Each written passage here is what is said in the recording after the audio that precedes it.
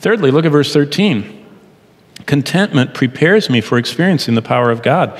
Remember, this verse we all know so well, I can do all things through Christ who strengthens me, is smack dab in the middle of a discussion about contentment, discontentment, and giving to the Lord's work. Because he's talking to people that were giving.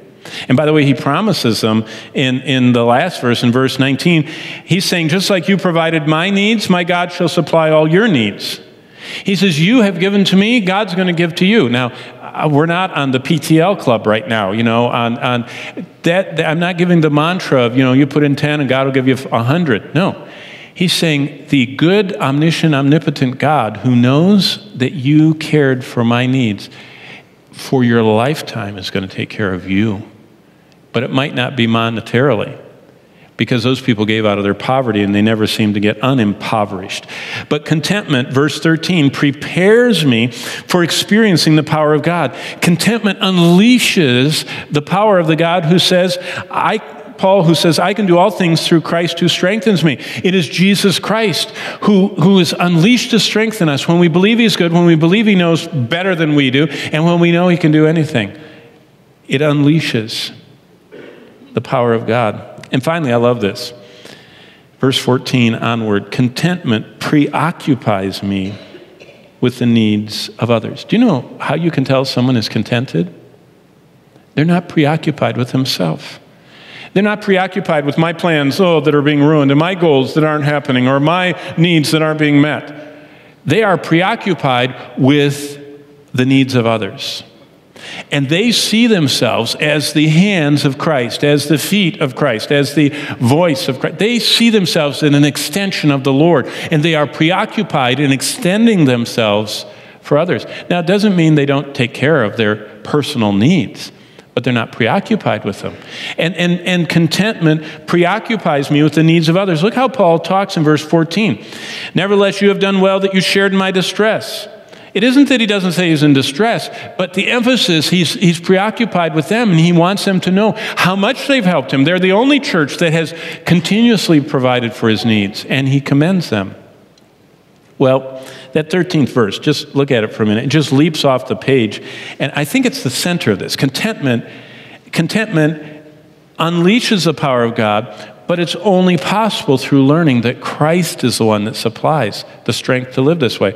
I just copied down some of the great translations and paraphrases. J.B. Phillips says, I am ready for anything, verse 13, he's translating it. I am ready for anything through the strength of the one who lives in me. So I'm ready for anything. Prison or being around the top. By the way, Paul, if you read his epistles, he names 100 individuals, no less than 100.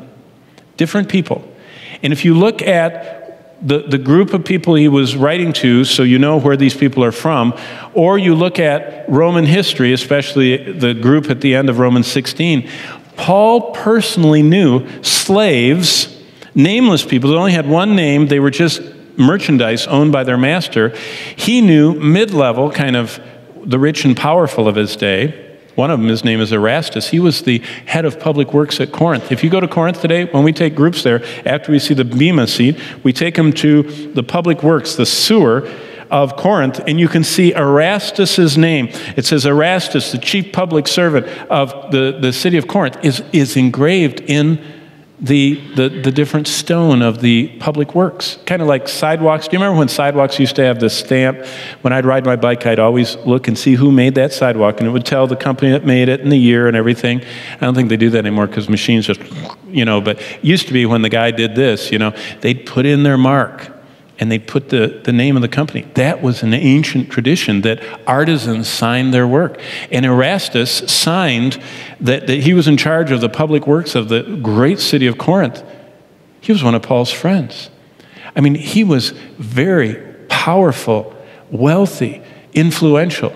And then at the end of Romans, Paul even names a Roman senator that was his friend. By name, he names them. So Paul had friends in the highest echelons, in the mid-range, and with the lowliest.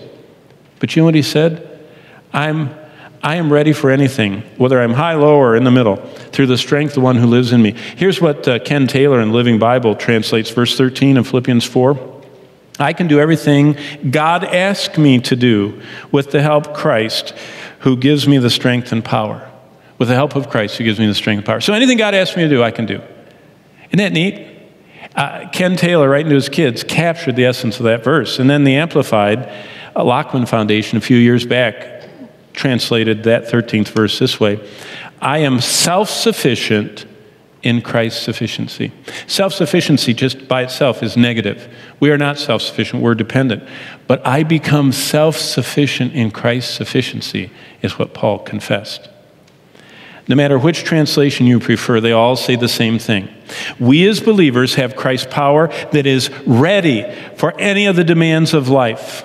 But the power is only released when we believe God, that He's good, that He is wisely knowing all things, and that He accomplishes His purpose.